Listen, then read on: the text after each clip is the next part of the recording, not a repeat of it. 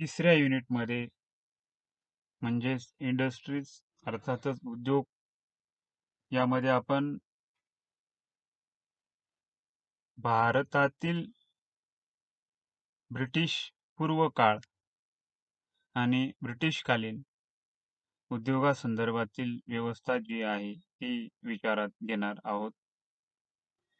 ही उद्योग व्यवस्था विचारात घेत असताना मुळातच या संपूर्ण युनिटमध्ये आपल्याला ब्रिटिश पूर्वकालीन भारतातील उद्योग, त्यानंतर अणौद्योगिकरण, आधुनिक उद्योगधंद्यांचा विकास, भारतातील रेल्वेचा विकास, कामगारांची समस्या आणि फॅक्टरी ऍक्ट हे जे काही प्रमुख घटक आहेत या संदर्भात या संपूर्ण प्रकरणामध्ये आपण विचार करणार आहोत. त्यातील सर्वप्रथम विचारात आपण या प्रकरणासंदर्भातील जी पार्श्वभूमी आहे उद्योग व्यवस्थेसंदर्भातील ती आधी विचारात घेऊया.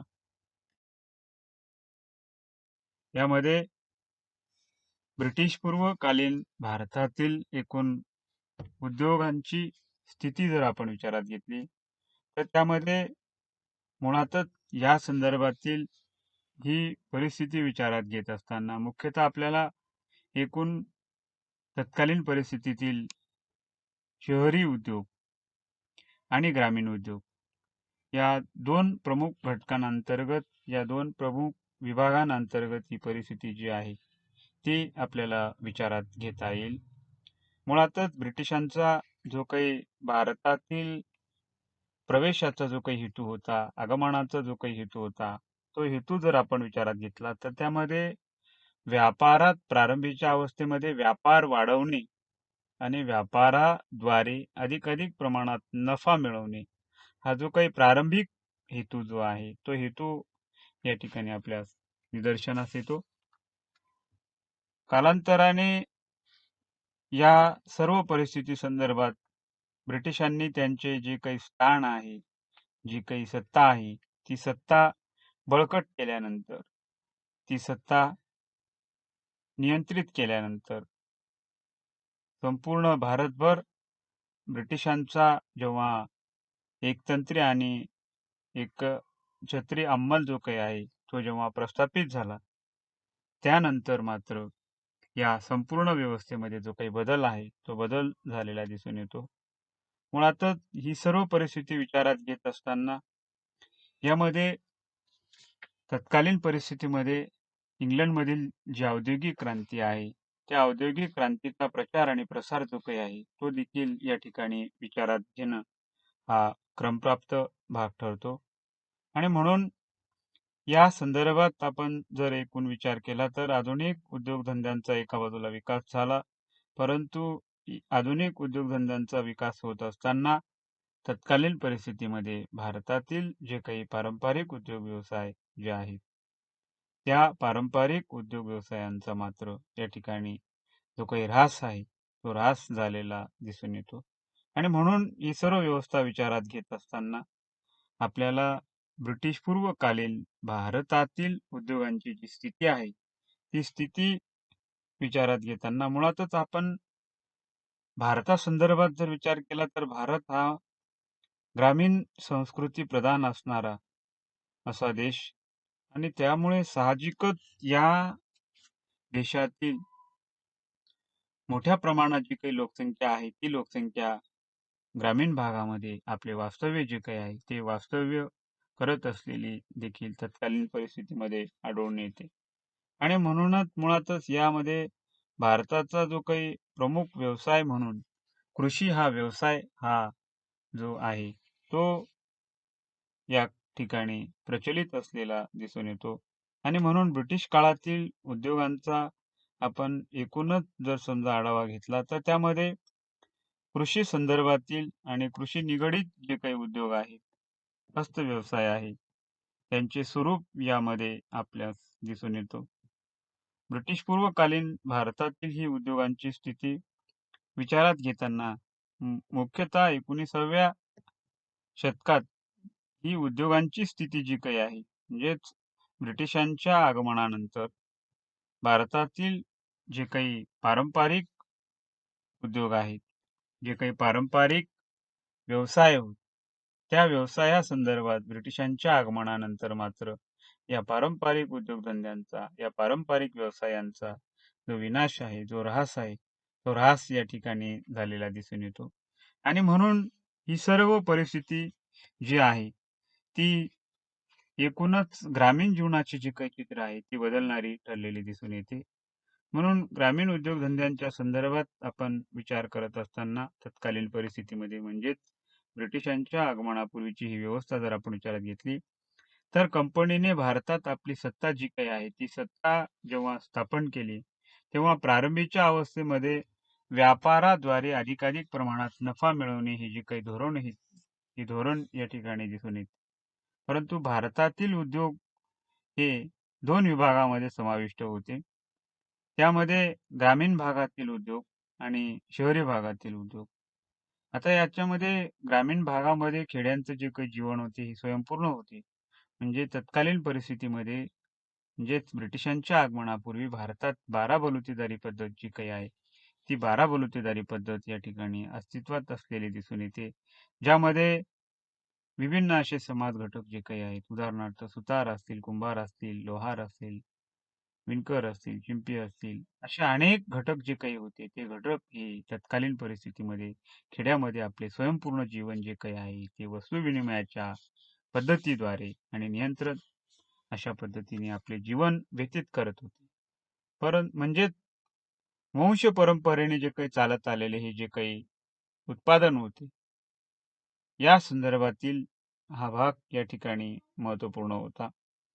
म्हणजे प्रत्येक घटकाचा स्वतंत्र असा व्यवसाय होता आणि त्याद्वारे आपले जे काही उपजीविकेचे साधन आहे ते अखत्यारीत असलेले दिसून येते. आणि म्हणून तत्कालीन परिस्थितीमध्ये जे ग्रामीण जीवन होते, ते ग्रामीण जीवन हे स्वयंपूर्ण होते. म्हणजे ब्रिटिशांच्या एकूण आगमनापूर्वी जर आपण या ग्रामीण जीवनाचं चित्र जर बघितलं, तर ते स्वयंपूर्ण होते.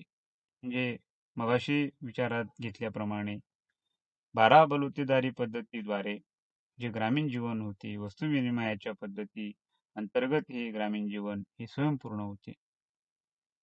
शहरी भागातील एकूण उद्योग व्यवसायांचा जर आपण विचार केला तर त्यामध्ये शहरातील उद्योगधंदे जे काही होते, या उद्योगधंद्यांच्या संदर्भात आपण जर विचार केला तर त्यामध्ये निश्चितच यामध्ये जे काही कंपनीपूर्व काळातील उद्योग व्यवसाय होते, त्या संदर्भातील उद्योग व्यवसायांचा जर आपण विचार केला या ठिकाणी, त्यामध्ये मुळातच ही व्यवस्था ही व्यापारी संघाद्वारे जी काही होती, मध्यस्थांद्वारे जी काही या उद्योगांची जी काही व्यवस्था होती, ती व्यवस्था ही प्रचलित होती.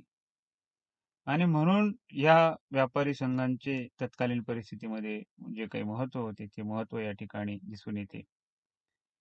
त्याचबरोबर या ठिकाणी या संपूर्ण शहरी भागातील उत्पादन व्यवस्थेचा जर यामध्ये विचार केला, तर त्यामध्ये व्यापारी संघाद्वारे हे जे काही उत्पादन होते, ही जी काही उत्पादन प्रक्रिया होती, ती अस्तित्वात असलेली दिसून येते. आणि म्हणून यामध्ये निश्चितच या संदर्भात उदाहरणार्थ आपण फ्रेंच प्रवासी बर्नियर या संदर्भातील बर्नियरचा जो काही विचार प्रवाह जर आपण बघितले, तर त्यांनी अशा पद्धतीने या ठिकाणी आपली मतप्रणाली मांडलेली आहे. बर्नियर अशा पद्धतीने आपले या ठिकाणी मत व्यक्त करतो, की भारतातील सर्व भागात असे कारखाने होते, हे उत्पादन दर्जेदार होते, की त्याला जागतिक बाजारपेठेत मोठी मागणी होती. भारत जागतिक व्यापाराचा कणा होता. पूर्वेकडील देश, आफ्रिकेचा किनारा, अगदी इंग्लंडमध्ये देखील हा माल मोठ्या प्रमाणात जात असे. या संदर्भातील हा बर्नियरचा जो काही विचार आहे, तो विचार या ठिकाणी जर आपण बघितला, तर त्यावरून निश्चितच या परिस्थितीमध्ये म्हणजे तत्कालीन एकूणच वातावरणात शहरी भागातील या उद्योगांची जी काही भरभराट होती, ही भरभराट या ठिकाणी दिसून येते. त्यांचा जो काही उच्चतम दर्जा होता, तो दर्जा या ठिकाणी दिसून येतो. आणि म्हणून शहरी उद्योगातील मालाच्या अशा दर्जा संदर्भात जर आपण विचार केला, उच्च प्रतीचा जो काही दर्जा होता, तो दर्जा या ठिकाणी अस्तित्वात होता.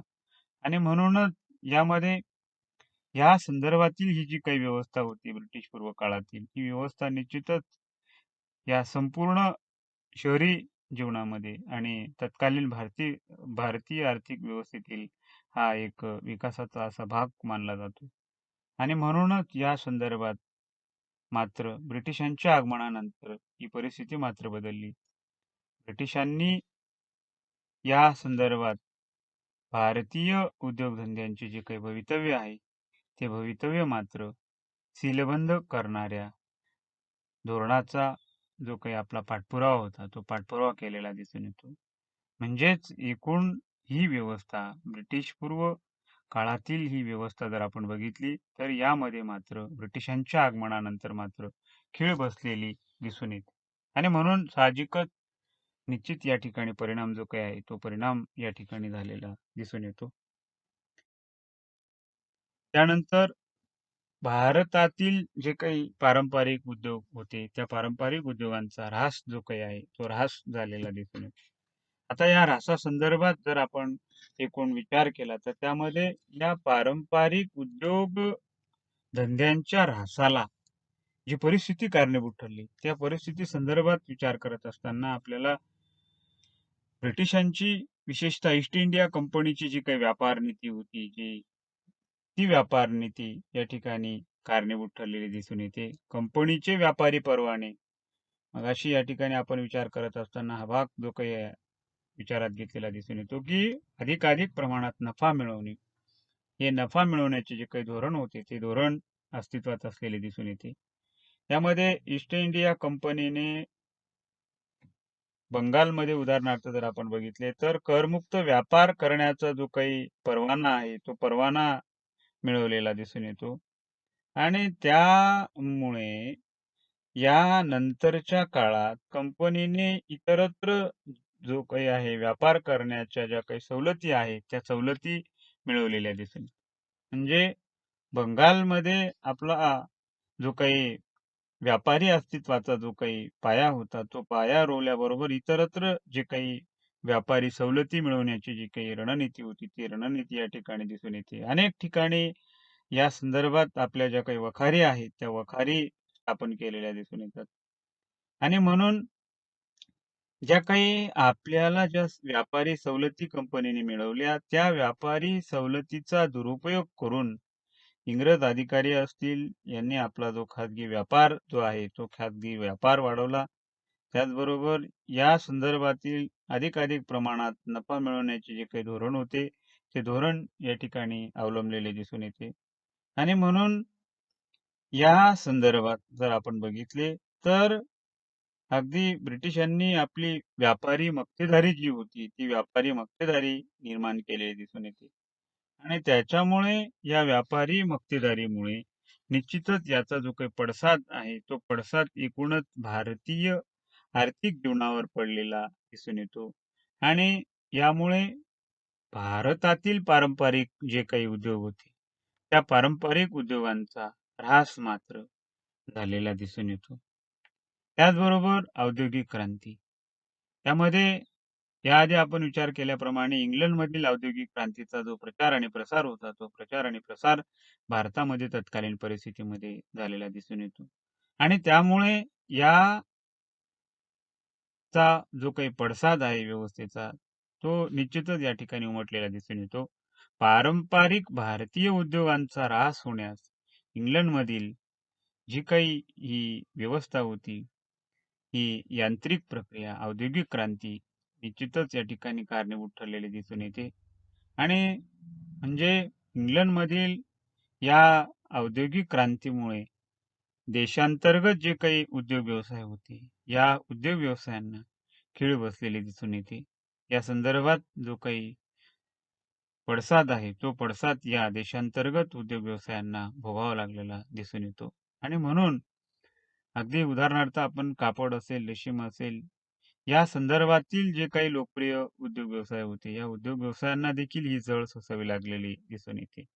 आणि म्हणून या औद्योगिक क्रांतीमुळे भारतातील पारंपरिक उद्योग व्यवसायांना निश्चितच या ठिकाणी ज्या पद्धतीने ज्या व्यापारी स्पर्धेला सामोरे जावे लागले. त्या व्यापारी स्पर्धेमध्ये मात्र भारतीय देशांतर्गत उद्योग व्यवसायांचा मात्र टिकाव लागलेला दिसून येत नाही.